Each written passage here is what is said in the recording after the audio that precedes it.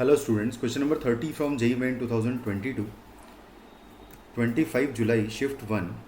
The question is the line of shortest distance between the line this and this. इन दोनों का line of shortest distance जो है makes an angle cos inverse 2/27 under root में with the plane this. Then if the image of the point this in the plane P अगर alpha beta gamma है तो हमें alpha plus beta minus gamma का value बताना है. तो basically पहले तो हम लाइन ऑफ शॉर्टेस्ट डिस्टेंस के अलॉन्ग जो वेक्टर आएगा उसको निकाल लेते हैं. तो वो होता है अगर पहला प्लेन जो है उसका वेक्टर वो अगर b1 के अलॉन्ग है तो जो कि हमें गिवन है j प्लस के, एंड जो सेकंड प्लेन है सेकंड लाइन है, दोनों ही लाइन्स है, दोनों के अलॉन्ग जो वेक्टर्स है उनका क्रॉस प्रोडक्ट लेने पर हमें लाइन ऑफ शॉर्टेस्ट डिस्टेंस का डायरेक्शन मिलेगा. तो जो सेकंड प्लेन गिवन है वो है उसका अगर निकालूँ मैं तो 2i cap plus 2j cap and plus k cap होगा हमारा b2 वेक्टर. अब यहाँ पर लाइन ऑफ शॉर्टेस्ट डिस्टेंस के अलॉन्ग वेक्टर अगर मुझे निकालना तो बेसिकली मैं b1 क्रॉस b2 को निकाल लूँगा. तो b1 cross b2 will be i j k and 0 1 1 और यहाँ से आएगा 2 2 1, कुछ इस तरीके से आ जाएगा. इसको ओपन कर लेते हैं तो मिलेगा मुझे i के अलॉन्ग माइनस i कैप आएगा. फिर आएगा यहाँ पर इसको हटाएंगे तो 0 एंड -2 तो +2 कर दूंगा मैं j कैप. उसके बाद k के अलॉन्ग देखेंगे तो 0 -2 आएगा तो यानी कि -2 k कैप. तो ये लाइन ऑफ शॉर्टेस्ट डिस्टेंस के अलॉन्ग मुझे वेक्टर मिल जाएगा जिसका डायरेक्शन इसके साथ अगर मैं एंगल देख रहा हूँ तो ये मिल रहा है मुझे cos इनवर्स ऑफ 2/√2/25 आ रहा है.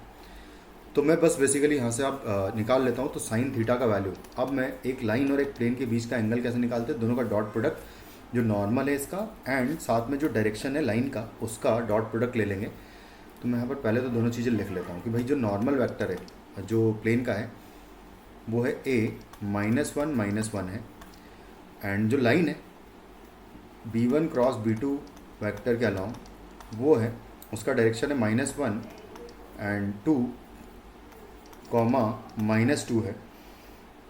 तो इन दोनों का डॉट प्रोडक्ट ले लूँगा तो यहाँ साइन थीटा मुझे मिलेगा बेसिकली. तो sine theta is equal to -a आएगा, फिर आएगा -2 प्लस आएगा 2 and divided by under root of दोनों का है ना वैल्यू, यानी कि a² प्लस 1 का स्क्वायर प्लस 1 का स्क्वायर आ जाएगा पहले का मॉड एंड डिवाइडेड बाय दूसरे का मॉड 1 का स्क्वायर प्लस 2 का स्क्वायर प्लस 2 का स्क्वायर के पूरे का मॉड आपको एक्चुअली गिवन है cos इनवर्स ऑफ 2/27 की अगर बात करूँ √2/√27 जो कि इक्वल टू होता है साइन इनवर्स ऑफ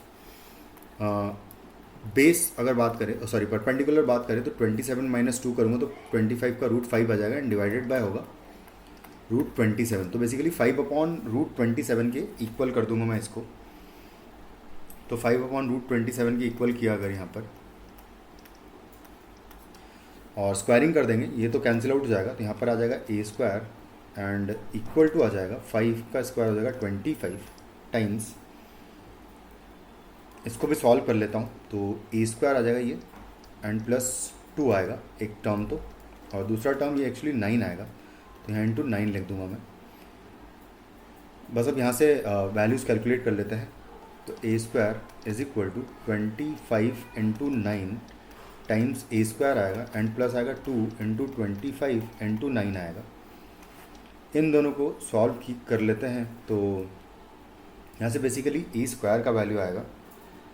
तो a² का वैल्यू देखो जो भी आएगा वो एक्चुअली नेगेटिव आ रहा है, और अगर a² का वैल्यू नेगेटिव आ रहा है तो यहाँ से ऐसा कोई सर्कल ही एक्चुअली पॉसिबल नहीं हो पाएगा. कोई a का वैल्यू बेसिकली यहाँ से कोई आ ही नहीं रहा है. तो a² जो है वो नेगेटिव आ रहा है यहाँ से, और अगर a² नेगेटिव आ रहा है तो यहाँ से कोई एक्चुअली प्लेन ऐसा कोई पॉसिबल ही नहीं हो पाएगा जो कि इससे cos इनवर्स 2/√2/27 जो है एंगल बना रहा हूँ.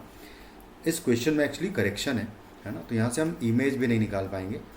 तो ये एक्चुअली बोनस क्वेश्चन है, तो इसको आप इस तरीके से याद रख सकते हो. Thank you.